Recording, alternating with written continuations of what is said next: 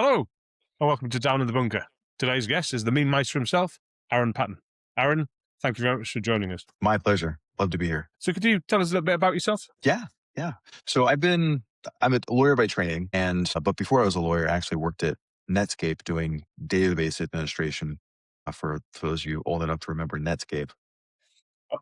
So when I went to law school, I ended up working, surprise, surprise, in the computer lab as part of my work study.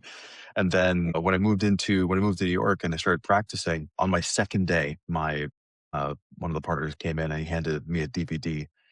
No, it was a CD at the time.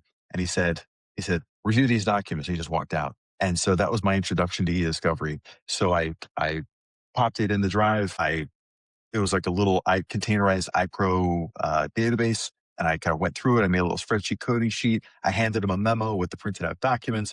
And he looked at me like I had just cured cancer. He was like, how did you do that? I'm like, is that a serious question? He said, I've given this to 3 other associates and you're the only person who could open the disk. And he's like, you're in charge of eDiscovery from now on. Or he didn't say he said Discovery. You're in charge of Discovery from now on. So that's how I got into this game. And then I ended up doing it as a lawyer. I ended up switching to the service provider side in 2009.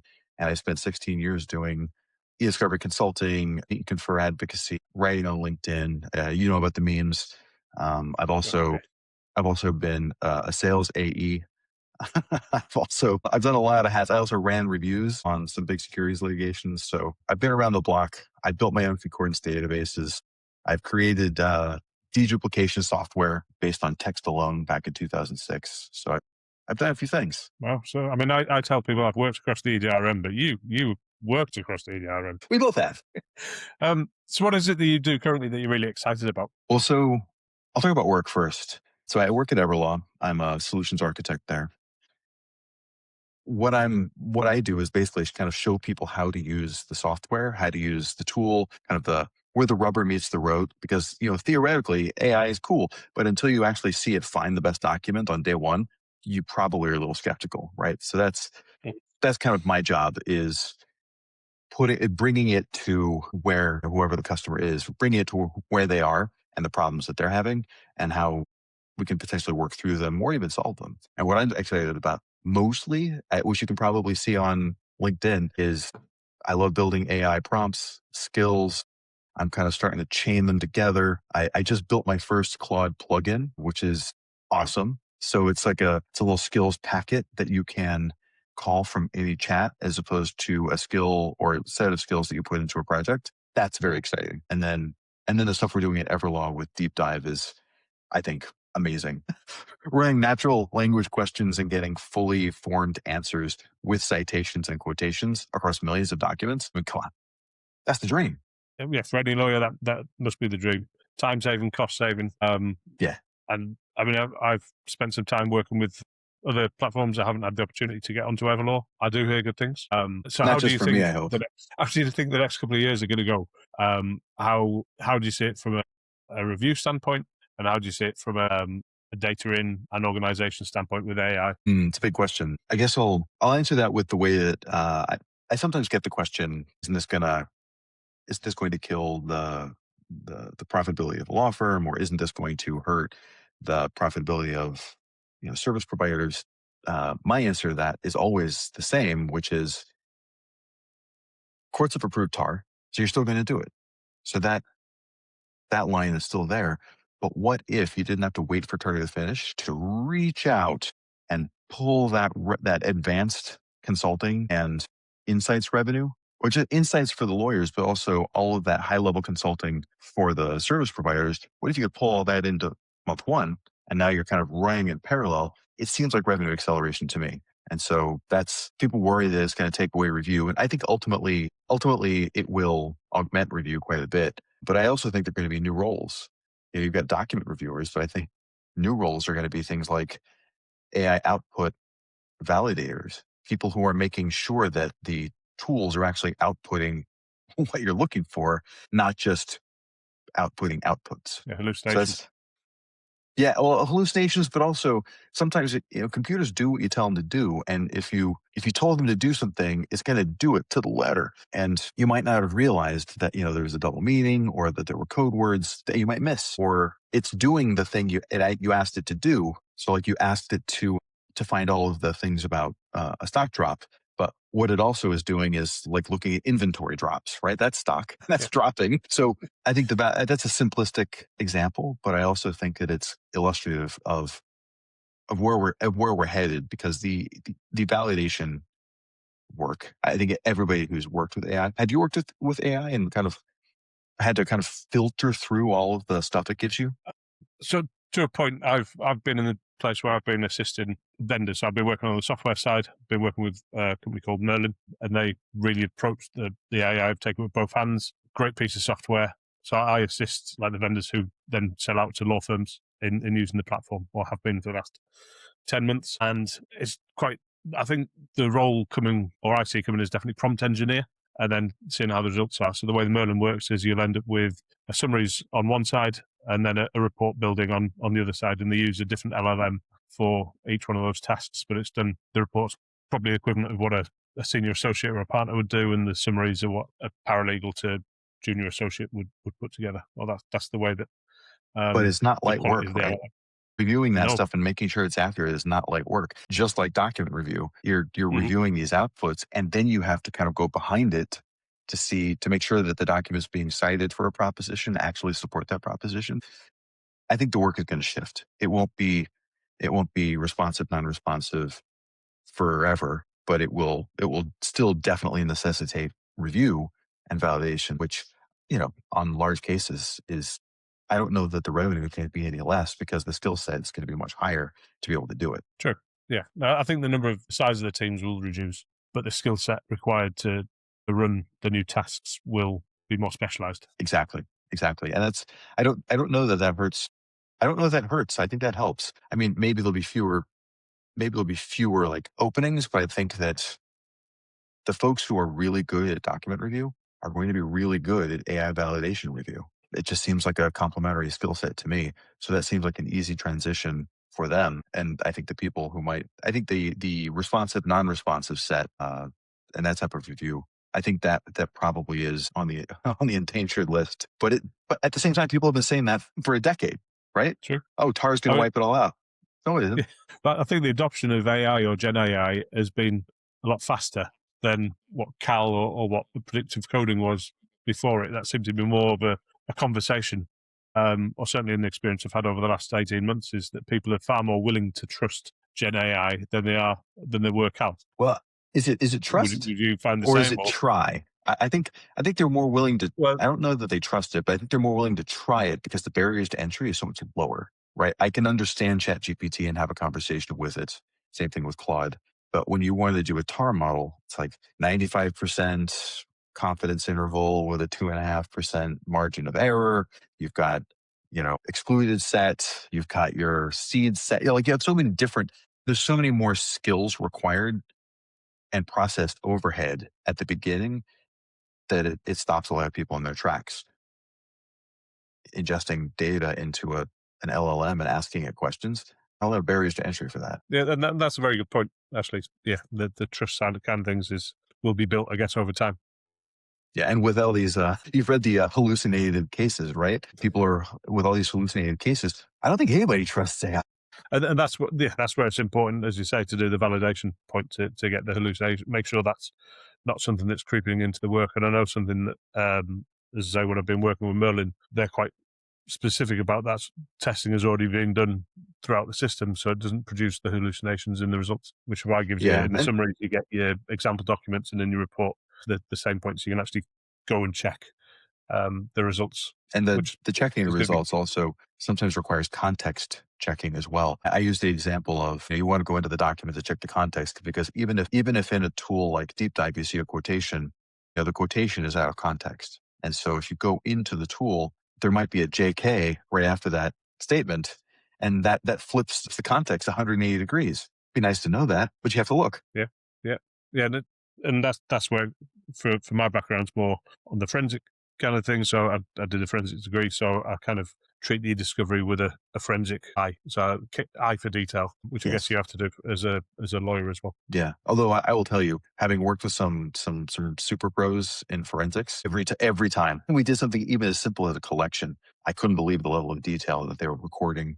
that they were observing, that they were documenting. It was beyond an audit trail, and I was super impressed. And then when you have people doing really complex stuff like analyzing phones for deleted messages and kind of dialing things back and trying to recover it from a damaged phone, or I mean, that stuff's like magic to me. It is a special skill set, and I wish I'd been able to practice and go further from my degree. But I've just used the base knowledge again there to do that. But as you say, there's some fantastic and really intelligent people that do really good things with the forensic, and as you say, their eye for detail, contemporaneous notes, the way they're able to retrieve data which you think is all lost, is spellbinding.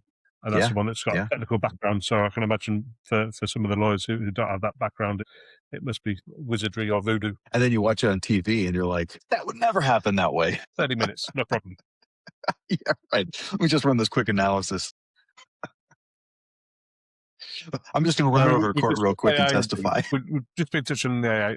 How do you see that affecting the marketplace over the course of the next few years? I mean, it's the thing, right? So when TAR came out, it was all TAR all the time. Everyone was talking about it. Judges were talking about it, but it was, there were expert reports, but it kind of sucked all the oxygen out of the room with good reason, because it was a huge efficiency boost for large data sets. It still is, by the way. It's not like it doesn't work anymore. It's still great. And I still advocate people using it, and people are still using it, which is great, because the other thing is that it's court approved, right? This is something that's, there's a long enough history that in the record that it's approved, that people actually know how to do it. It's a more mature technology. It's a more mature process. We even have technology assisted review protocols governing how people are going to do it and the metrics they share. So, I think Gen AI is headed that way, but it'll be interesting. It'll be interesting to see if, and not see if, because I don't think it can. I was going to say, see the law catch up with the technology. The problem is that the technology is moving so fast. Maybe not the problem, but the situation is that the technology is moving so fast. I don't know that the law can do what it needs to do to catch up, and we may end up with yesterday's technology being regulated, but today's technology is somehow outside of it, or people just let it go and kind of self-regulate. I'm not sure. There will be regulation happening, and I think there are going to be big court cases. But until it happens, it's all speculation. But one of the questions I like to think, let me ask you this question: do you think that AI prompts are discoverable? And I'll preface that with, it's not necessarily yes or no. It's funny, actually. I had this conversation yesterday, and we think, or certainly we thought, that the prompts themselves, at some point, the courts may want to see what prompts we used in order to build your set. So yes, I do think that they should be presented, or that they may be required to be presented. I But moderated a then, panel. interestingly, I was wondering, in cases, will prompts that were done that have maybe caused a case, how are they going to be captured? And how's that then going to work into the eDiscovery review lifecycle? Yeah, that was the closing question in a panel I moderated at Everlaw Summit last October, because it was foremost in my mind. One person on the panel has seen a Gen AI clause in their ESI protocol, and so I'm really interested to see how that played out. I haven't heard yet, because these things take a long time. But one of the ways that one of the big takeaways from that discussion across the panel was that there's a significant difference between a prompt that you're using to call a data set and a prompt that you're using as case strategy, investigation, evidence gathering. One is clearly work product, but the other could be treated like search terms, which have to be disclosed because they're part of the culling process. Nobody wanted to say one way or the other how it had to be, but it started out, some of the people were like, everything prompt should be disclosed. And I'm like, and I realized also that they were talking about, they were kind of locked into a specific platform, because they were like, no, they're only going to be like 2 or 3 prompts. And I'm like, whoa. Maybe in one platform, but in Everlaw, you could have 30 lawyers asking 500 prompts over the course of 6 months. Are you proposing that all of those should be disclosed as well? They were like, you're right. Because most of the people who are producing to them are using a tool where you have one or two prompts that you've refined on smaller data sets and then blown out to the entire data, to the larger data set, which is valid, but it's not one size fits all, I guess is the point. And so we ended up coming down to, it depends on what kind of prompt it is. But it's going to be interesting. Oh man, it's going to be interesting. It's also going to be an expensive fight for whoever ends up on the front page of the legal journals arguing this, right? Right. So Yeah. I think there'll be a lot of opinions. So stay tuned for this one. Yes, absolutely. But this is what it means to be on the cutting edge of a technology that's affecting communications. So eDiscovery is necessarily affected. I find it really interesting and kind of fascinating how to work with this in an environment where a tool like Claude Cowork updates 4 times a week, and they ship changes that they change the UI, they change how things are stored, they change where things are stored, and it's all happening in real time 2, 3, 4 times a week, sometimes twice in one day. And it's, that it's moving at such a breakneck speed that I'm not sure there's going to be a way to keep up with it. But nobody wants to stop it either. I don't want to stop it. No, and I think, just our industry is so innovative. Being at the cutting edge is exciting, but it's catching. I mean, the forensic guys are the ones that are going to have to work out the tricky part about what they're going to have to collect and where they're going to have to Yes. collect it. And How thankfully, do you I'm even get happy it? on Yeah. the right hand side of that EDRM now. I'll That's use the right. left hand side of the braided. Yeah. And I've seen that tools like Google can output, is it Google? They can output Gemini chats as part of their export. I think so. But that's coming. Wouldn't be surprised if a tool like Copilot ends up doing being able to do that as well. That's part and parcel of those being kind of larger software companies who have these offerings that people depend on for communication. Anthropic doesn't have that issue, right? OpenAI doesn't have that issue. It'll be interesting because we've got these kind of monoliths on one side, and then over here we've got these kind of fast movers, and they're in the same space, but they're definitely operating under different constraints. So I'm interested to see how this plays out, I guess is the Yeah, no, I'm right there with you. Really interested. It's going and to I'm be invested exciting next because few years. I'm in this business. So if we could just take a look at what you've done for the different firms that you've worked for, what have you taken away from the different firms, and how are you applying that in your current role? All right. Well, that's a interesting questions. I'll start with my role as an associate back in the day. So I was an associate at 2 firms, and in both firms I ended up being kind of the technical lead. And what I took away from being forced to learn how to, number one, deal with vendors, but number two, deal with software on my own and solve problems on my own, that kind of gave me the confidence to know that I can do this. I can do this at all the way down the level. Can I make the software? No. But if you give me a load file, I can fix it.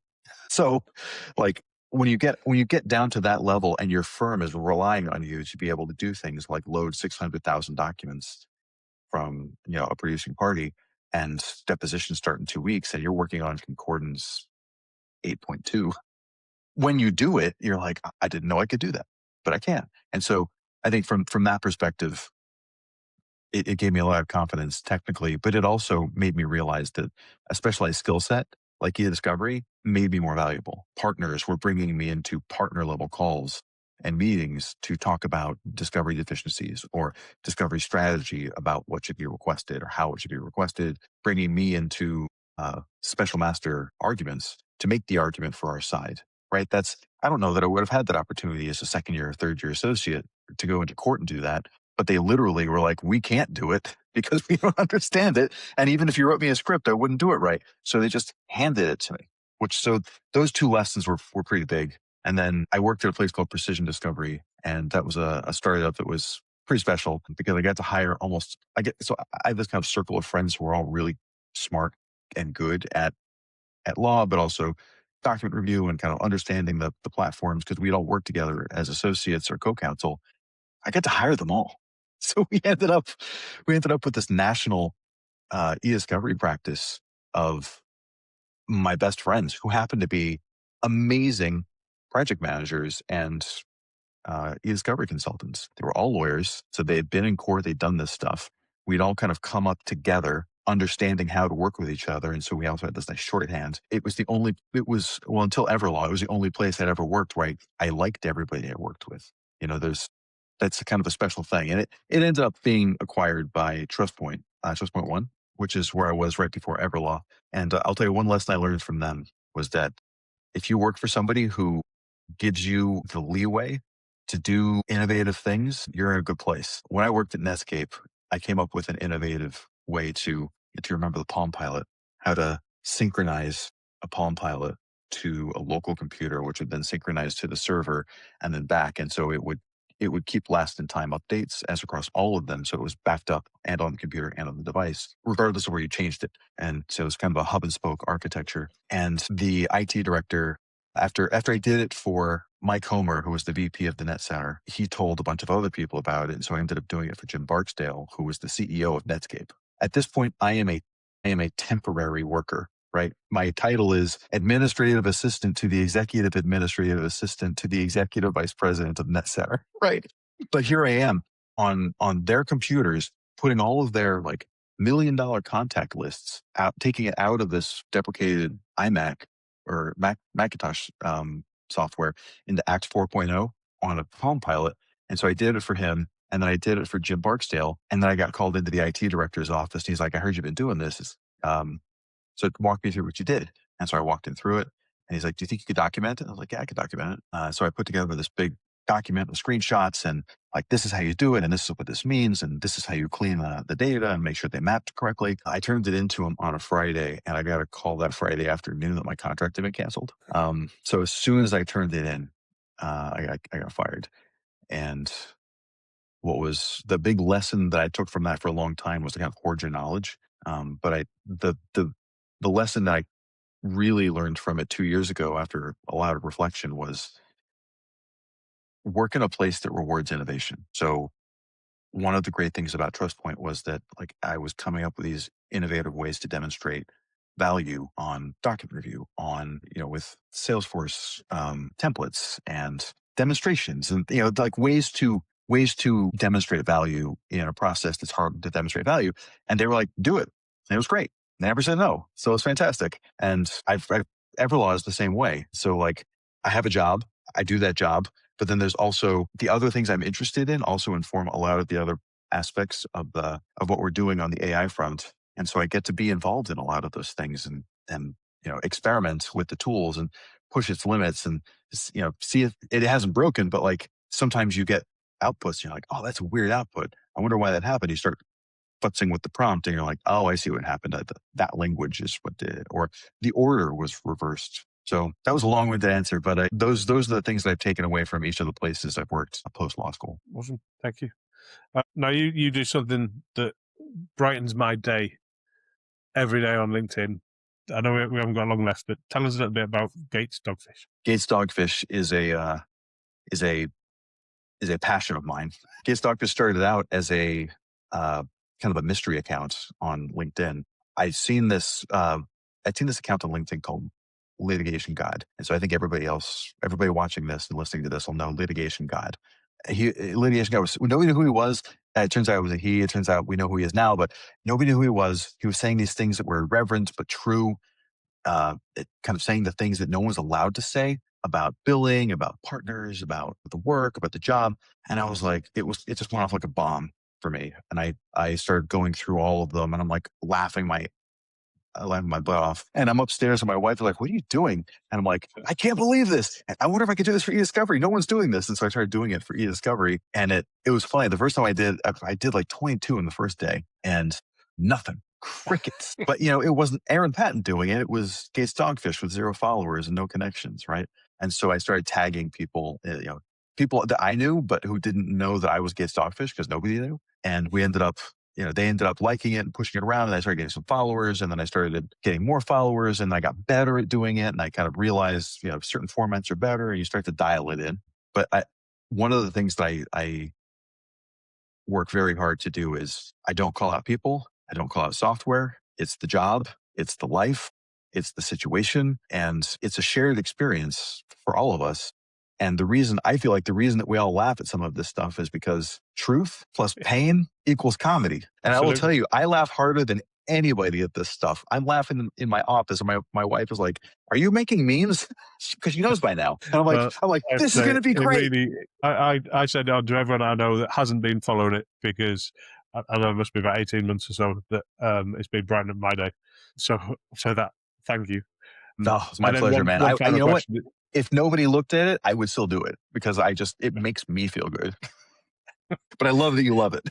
Oh, it's awesome. It really is. Final question, if we've got time, is outside of work, what do you do to let off steam? I work out. I have not played enough guitar, but I do like to play guitar. So I work out. I I do some screenwriting. I really enjoy writing my eDiscovery prompt vault newsletter. Like that also brings me joy. And I love like going out to movies with my wife, and then we go out to dinner, and we're like, that movie sucked. Here's why. Or I was like, I'm not sure how I feel about that movie. Like, we just saw Project Hail Mary, and I'd read the book. She hadn't read the book. And so she's like, I love that movie. I'm like, I liked it a lot too. And I think they took out the stuff that I would have taken out of the book. But yeah, I love movies and TV. I love reading the screenplays or teleplays. And I've attempted to write a few myself. And when I say working out, my son who's 14 just started lifting weights. And so like, I love going to the gym with him and kind of showing him how to do it right and making sure that he's not going to hurt himself when he goes there with his friends later. Awesome. Well, brilliant. Yeah. Aaron, I'm really grateful for you dropping into the bunker. It's been fantastic listening to you. And so anyone else that's listening, thank you very much for stopping by. My pleasure. Thanks for having me. You're welcome. Thank you.